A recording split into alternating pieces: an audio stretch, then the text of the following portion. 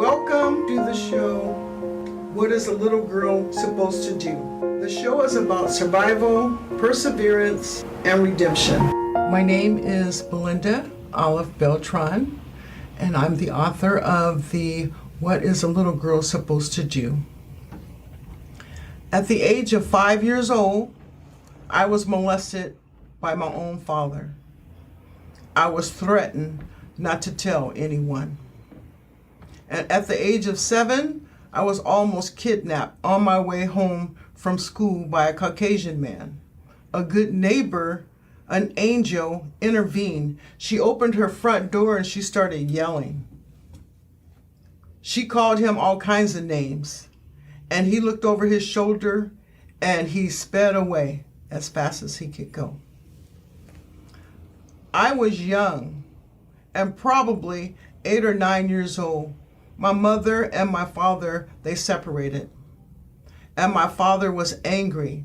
He almost killed my mother and my sister.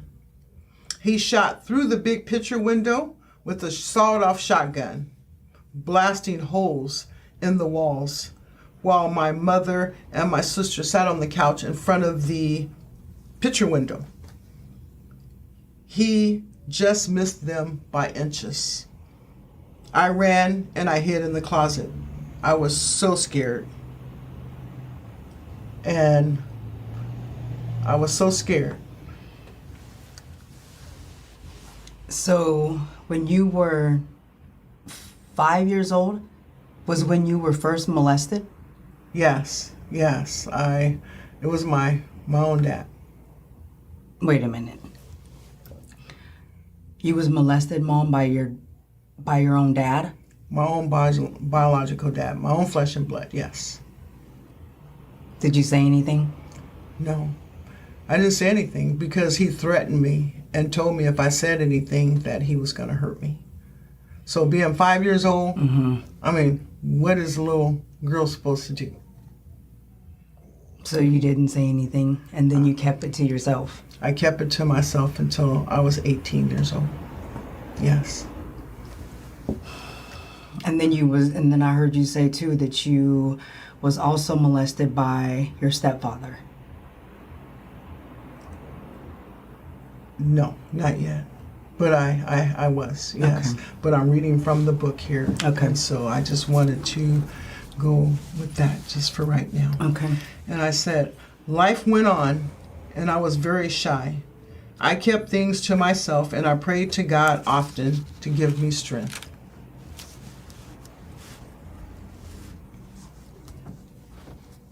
And at the age of 10 years old, I was molested by my stepfather. I kept it to myself and God. Then I was molested by my uncle at the age of 10 or 11. And I never knew I would not be safe in my own home as a child. Life went on, never mentioned it to my mom. What is a little girl supposed to do? What do you think a little girl was supposed to do? What do I think what a little girl's supposed to do? Yes. Well, I've been a little girl before, and I've been molested, and I did not say anything until I became an adult. Yes. And that's very, very trying on a young person. To not say anything. Yes. And it's very sad. Remember feeling guilty? Or do you remember do you remember what you felt after that happened when it came to you not saying anything? I was scared. To anybody? Yeah, I was scared. I became very nervous as a young child. I came down with eczema, very condition. I was shy. I really didn't trust people at a very young age. Yeah. Yes. And so at the age of 15, I was almost kidnapped again by a Caucasian man. I was walking on Alberta Street from Jefferson High School. I had planned to go to the movies that's located on 30th in Alberta. But I realized this man was following me and I was walking on 12th in Alberta. The man stopped his car and said, "Do you want to ride?" And I said, "No." And he drove off. A few blocks later, he stopped his car again. This time, he was a little bit aggressive. And he said, "Do you want to ride?" And I said, "No." He drove off again. He drove to 20th in Alberta, and he stopped his car, blocking my path, and I was unable to cross the street. He got out of the car, and he grabbed me, or he tried to grab me. Luckily, two men were working inside a carpet store. I started banging on the window, and I started yelling for help. And they heard my screams, and they saw me and the fear that was on my face, and they rescued me. The man was inches away from me, and he tried to grab me, but he ran and jumped in his car, and he sped off. That was terrifying. And that was, okay, so then that happened when you were 15 years old? I was 15. Yes. Where was that? What area? What part of town was that in? It was on, I was walking from Jefferson High School, and I was headed to the theater that was on 30th in Alberta. We would always go to that movie theater. So I walked from Jefferson all the way to 30th in Alberta, but I did not realize this man was following me until I got to 12th in Alberta. Okay. And when I refused, saying that I didn't want to ride, he kept circling the corner, waiting for the traffic to die down so he would have an opportunity to grab me. So he was just still driving along in his car? Yes, going around the corner and waiting for an opportunity to jump out and grab me. That's what he tried to do. Yes.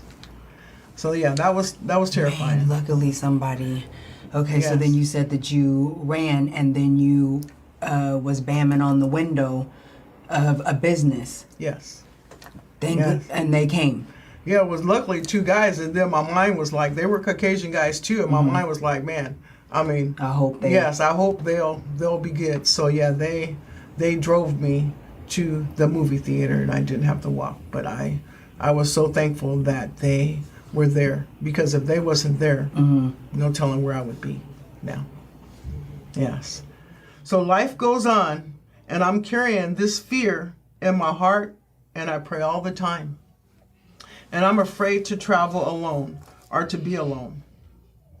I graduated from John Adams High School at the age of 17. I thought I had met the love of my life, your dad. And we got married, and I had 2 children. You was my firstborn, and then your brother. But throughout this relationship, your dad, he became a monster. He would beat me for no reason. And I suffered so much abuse. He almost killed me twice. But in 1976, I decided I had enough. I was so happy I got away from him alive. I prayed to God to give me strength, to stay strong, and to continue to take care of my 2 children, you and your brother. But on May 1st, 1979, I was involved in a car accident. And it wasn't my fault. You guys were in the car. I was rear-ended. I hurt myself. And I wasn't able to work for a while. So life became tough. I was under a lot of stress. And, yes. And there was, I mean, man, there. Okay, so there was that was a lot. Yeah. I mean, you said about your stepdad molested you. Then you said your uncle molested you, and so that was one of Grandma's brothers. Yes. Right. And then I don't even, okay. Then, wow, Mom. It's a lot. It's a lot for one person to contend with in a short period of time. Yes, Right. It's a lot to contend with. And so that is, those are things that have happened. Mm-hmm. And I'm just so happy that God has protected me and us, and we're okay. Well, I started hemorrhaging, and the doctor said, we need to perform a DNC. And I said that was fine, but I did not want to be put to sleep. I did not want to be put under anesthesia. The doctor said they had to put me to sleep. And I said, no, I do not want to be put to sleep. And the doctor said, it sounds like you're angry. And I said, yes, I am angry because you're trying to act like you are God and you're not. This is my body and I have control over it and not you. And the doctor said, well, it sounds like you're angry. And I disagreed. Then I got pissed off and I left the hospital. Yes. So when they was questioning you about if you were angry, did they ever ask you, in that counseling that you did they ever ask you how or when did the first things traumatic happen to you in life? I don't understand. During the time that you were talking to the counselor, did they ever ask you? Did the question ever get brought up? What happened to you when you was the child? No. They didn't ask those questions. No. Okay, so it was questions that was based on you being in that abusive relationship with my dad. Yeah, that was part of it. Just a history of the things that happened from the age of 5 until, just imagine all the things that goes on. And I'm quite sure you and your brother remember a lot of the things that happened during that time. Because in 1979, you were 7 years old at that time. And I'm quite sure you probably remembered some of the stuff. Oh yeah, well yes, at 7. Oh yeah, at 7 years old, we was living with different family members. Yes. And then we started into the foster care system. Yes. I even remember us living in that. I think it was Waverly Children's Shelter. Yeah, trying to get away from the abuse from your dad. Okay, yes, I remember that. And so, but everything, worked out. God was with us. But then I wanted to continue reading on where approximately 1 week later, after I left the hospital, I had an encounter with the police at the hospital. Because the police said the judge ordered me to go to the hospital, the mental hospital, because I was an endangerment to myself and others. And there was 4 or 5 police officers outside the hospital there. And they grabbed me out of the car, and I only weighed about 120 pounds. They grabbed my feet first, and they started choking me around the neck. And I was carried into the hospital, and I started yelling. I tried to yell, but I couldn't yell because they were choking me. And they strapped me down, and the doctor injected me with some drugs and locked me up inside the mental ward at Holiday Park Hospital. When I awakened the next day, the doctor came to me, to my room, and said, "You are strong as a horse. You should have been asleep for a very long time because of the medicine that we put you on." You remember that incident? I do. Yeah. I do. And okay, so was that the hospital that was over there? Isn't there a Burgerville? Yeah, that's the Holiday Park Hospital. It's still there. It's still there? Yeah, it's still there. Holiday Park Hospital. Yeah, I don't know if they have the mental ward in there, but yes. I remember that hospital. And I actually remember when the doctors and it was the doctors and police officers, they had grabbed you up and they was trying to put you in handcuffs, and the doctors was talking about how, because I remember me and Muhammad was screaming and trying to fight the doctors and trying to fight our family, because they was saying that was better if you went there, and if you went to the hospital, you were going to the hospital to get better, to get better. I remember that. But then I didn't understand, how did they say that you were going to the hospital to get better when my mom is crying and my mom is screaming and her children. That doesn't seem like this is. Yes. I remember that day. Yes, that was horrible. That was a horrible experience. And the doctor continued to prescribe medicine for me, and they wanted to make sure I was taking this medicine. They would do blood and urine tests on me just to make sure. Mm-hmm. But it came to a point I did not want to take this medicine, so they started giving me injections. I was in and out of the mental hospitals for 10 years. This was a very terrifying experience. The doctors diagnosed me as a paranoid schizophrenic. I knew I should not be among these people that was in this hospital. I was at Western State Hospital, that's up there toward Tacoma. I was there for 9 months, and I prayed constantly to put on my whole armor of God. And I remember you guys came to visit me one time, or tried to visit me. Do you remember? Can you recall what happened? I remember I think it was Western State Hospital. Yes. We drove up there, and there was like a little glass. There was a little glass. I mean, I've been to jail before, so I know the door. There's a little glass door. Mm-hmm. And I seen these people, all different people, different types of people walking around. Mm-hmm. And I remember seeing you. And then, we was excited that day because we was going to see our mom. Mm. And they said that we couldn't visit you that day. And I didn't understand why we couldn't go visit you when I could see you and I could see you walking around. Because I think you guys were too young, and it would have been dangerous because there was a lot of... Well, that's what they were saying. They told Grandma that if she wanted to go and to visit, the ward that you were on, it was supposed to be, quote unquote, supposed to be like maximum. Mm-hmm. And Grandma was supposed to, if she chose to go to visit, she was going at her own risk. Yeah, it was risky. That's what they said. You're going to go in at your own risk. Yes, it was risky.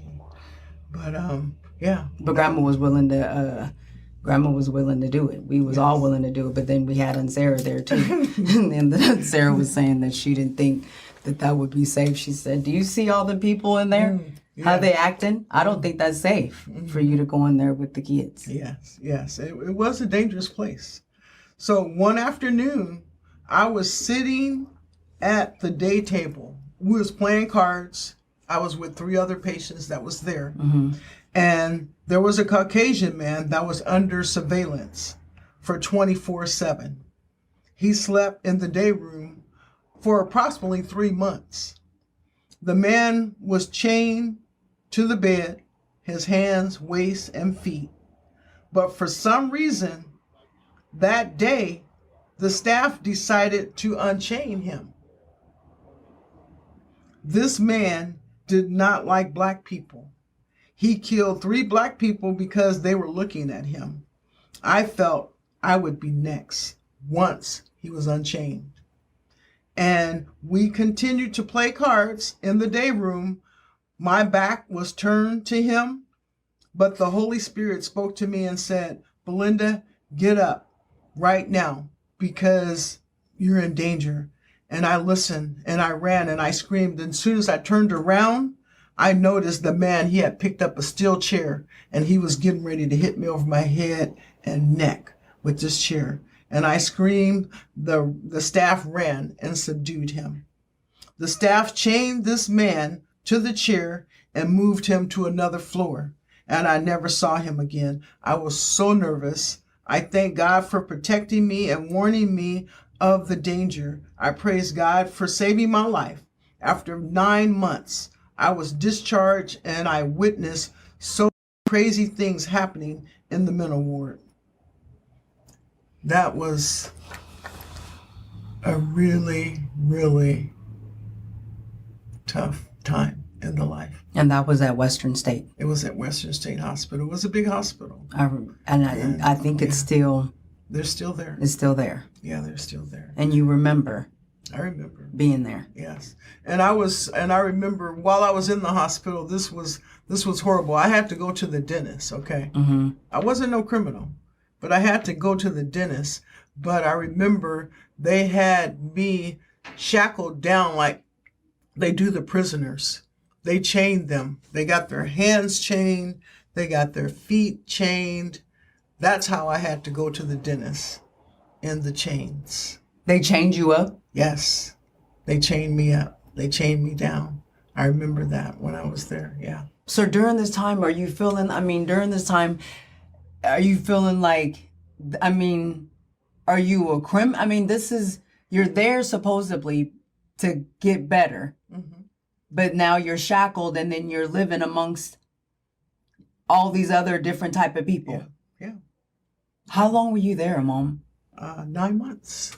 9 months, almost a year. It was a long time. Yeah. So, Man, yeah. 9 months? Yeah, that was a challenge. Yeah. And for the most part, they had you had handcuffs?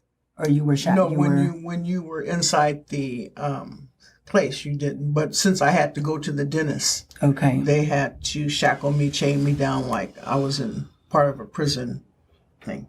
But yeah, that was that. When I would go to the psychiatrist for my weekly follow-up, the psychiatrist would ask me a few questions. She wanted to know, what did I do during the week? Did I have enough medication? Do I need another prescription? But her last question would be, did you hear any voices? I wanted to say, hell yeah, I heard voices, but I knew that if I would have said that I was hearing voices, they was going to give me some more medication to make me sleep. So I suffered daily on the medicine. I could not sleep sometime for weeks. I experienced anger, confusion, unable to talk or understand my thoughts. I would hear voices all the time, and the voices were very satanic. They were instructing me to hurt people, children, and myself. The satanic voices would be so overwhelming all day long. They would become so loud and aggressive, and there was nothing I could do to quiet them down. I prayed to God to help me, to remove Satan from trying to continue to control me. And it was a battle. And I would try to go to sleep, but I would have nightmares. Sometimes the voices would instruct me to kill myself.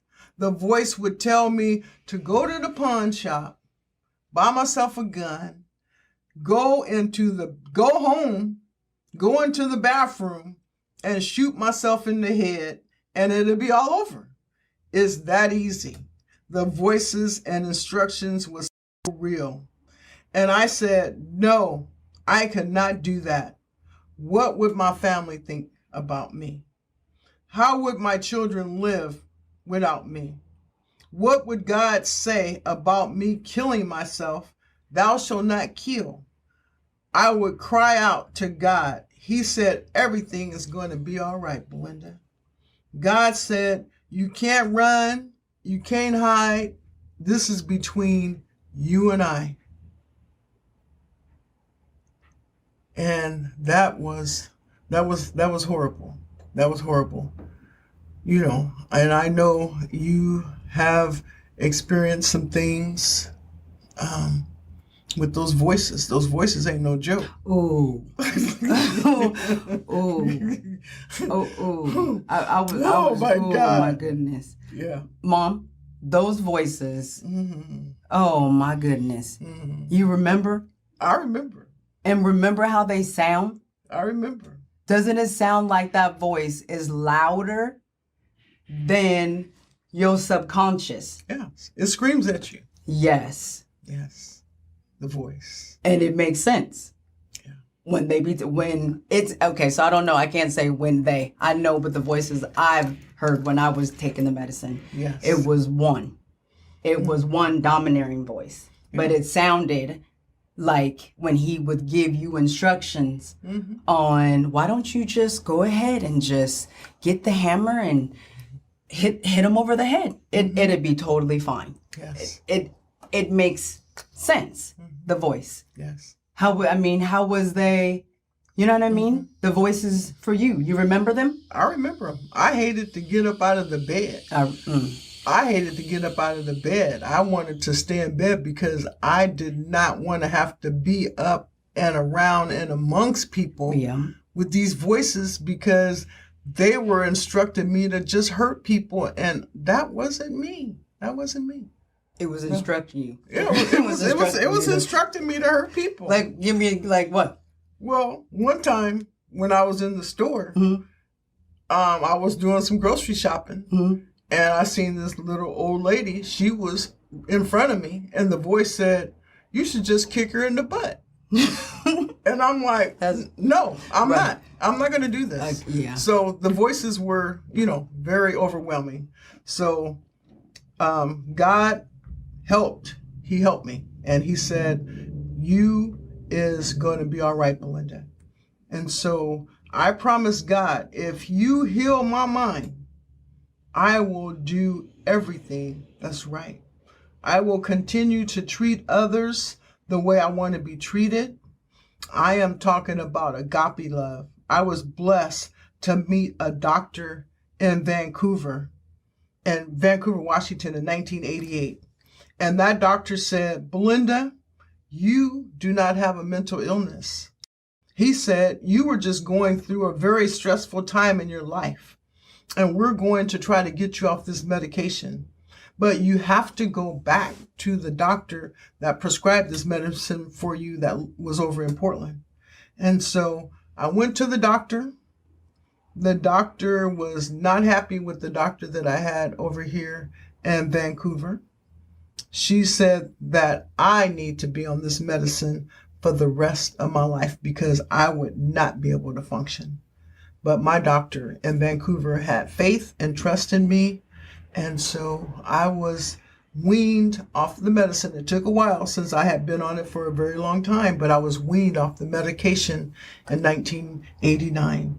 And so I was so thankful that the doctor here in Vancouver, Washington, believed in me. And he knew that I was not a paranoid schizophrenic. And I'm just so happy that my life got back on track and, everything was good.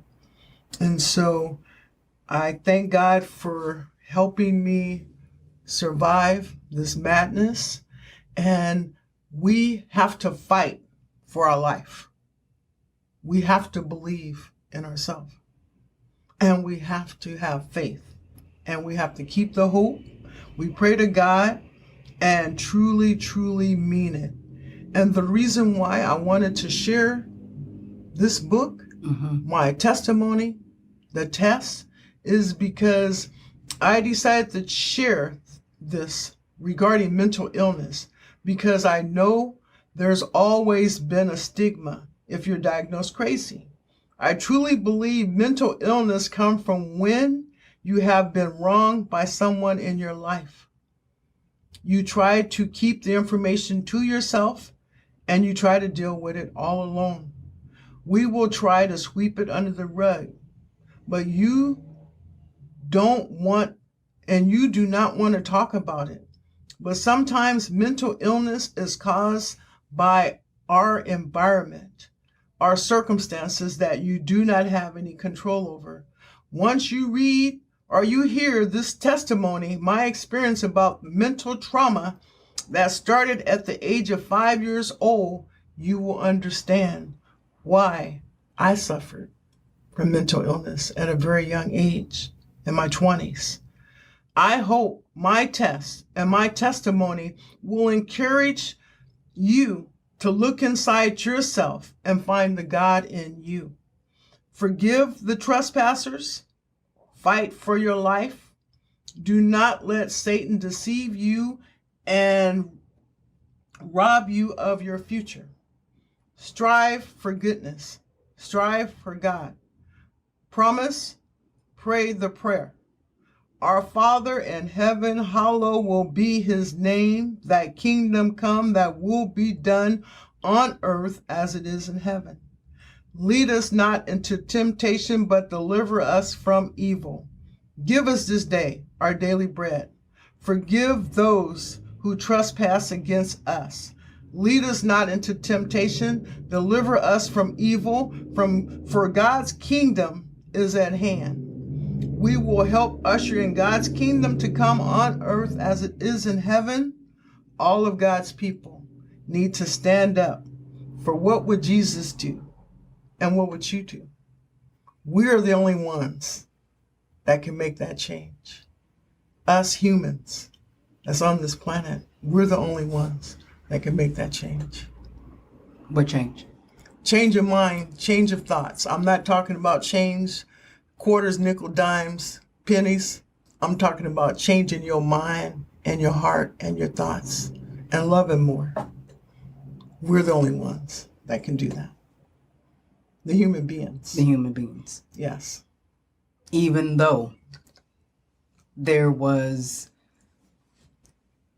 all of these things that have happened in your life, and all of the things that's happened in my life, you're saying that we should basically still we should still supposed to love each other, treat each other.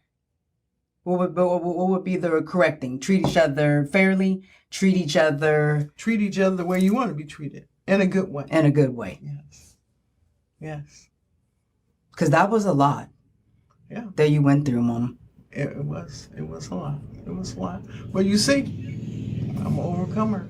Well, yeah, you are most definitely an overcomer because you have 2 children, me and my brother, and I have 2 children, and I now have 2 grandchildren. So they say that it is not too far from the olive branch. It's not too far from the tree. That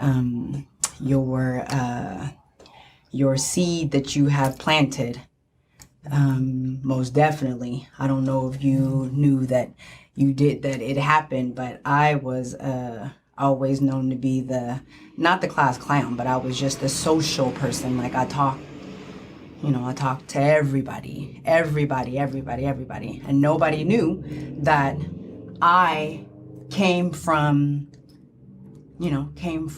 these experiences. And when people meet you, they always say, oh my gosh, your mom, she's so nice. Oh my gosh, your mom is so nice. She's so cool.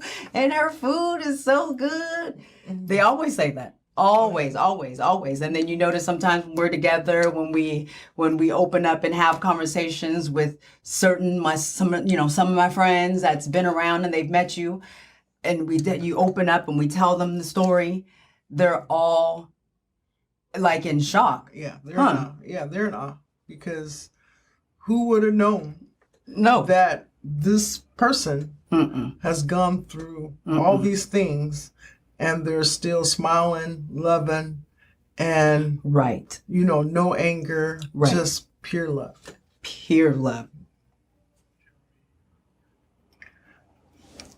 Yes, I'm done with the book.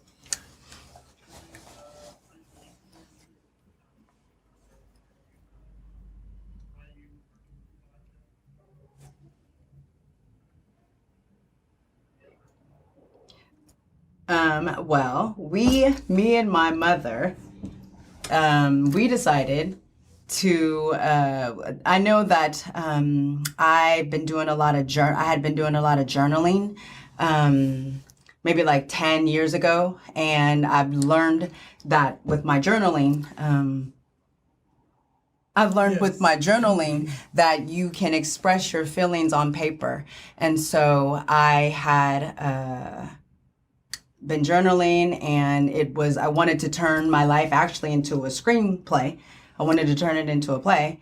And during that time, during me talking about my story, meeting up with my ghostwriter, I came into this part of my story. I introduced my ghostwriter to my beautiful mother, and she introduced my ghostwriter to her book. And from that, he loved it, and we went on from there. And we wanted to share this story because... Oh my gosh, most definitely. We want to share the story because of the fact that we are going to be talking about mental illness. We're going to be talking about domestic violence. We're going to be talking about child abuse. We're going to be talking about foster care. Children that have been placed in foster care with, I would say, no fault of my mom's. Because you didn't have no control over them saying yes or no. No. And so during the time that you was 10 years in and out of, doing with the different medications, in and out of the mental hospitals, me and Muhammad was in and out of different family members' houses or in foster care. But this is a story, most definitely. These are topics that I would like us to talk about, because I do feel that there are folks that are out there that are experiencing with suicide, that are experiencing with mental illness, that are experiencing with drug addiction. Absolutely. Alcoholism. Absolutely. Because a lot of times people, when they're going through some type of mental problem, they try to find an escape through drugs, alcohol, just, things that's not going to help benefit them. Right. Yes.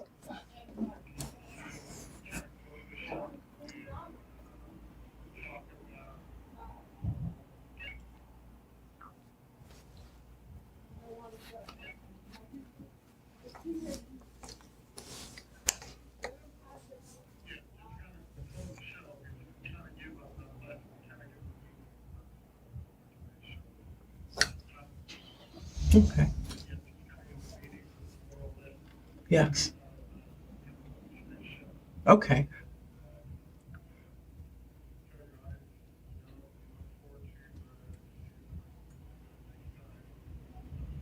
Okay. All right.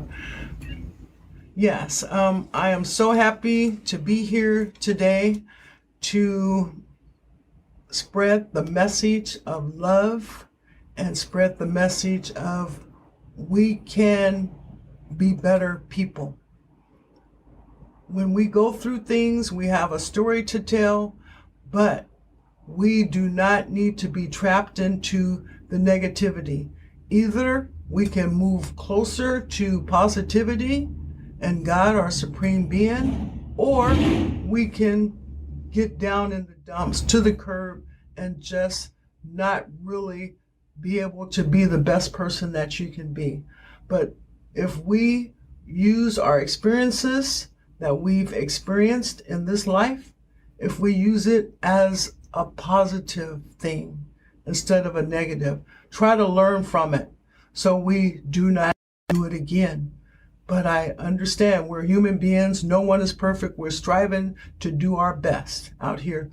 So my desire is to help inspire, to teach, and to share the story of life challenges.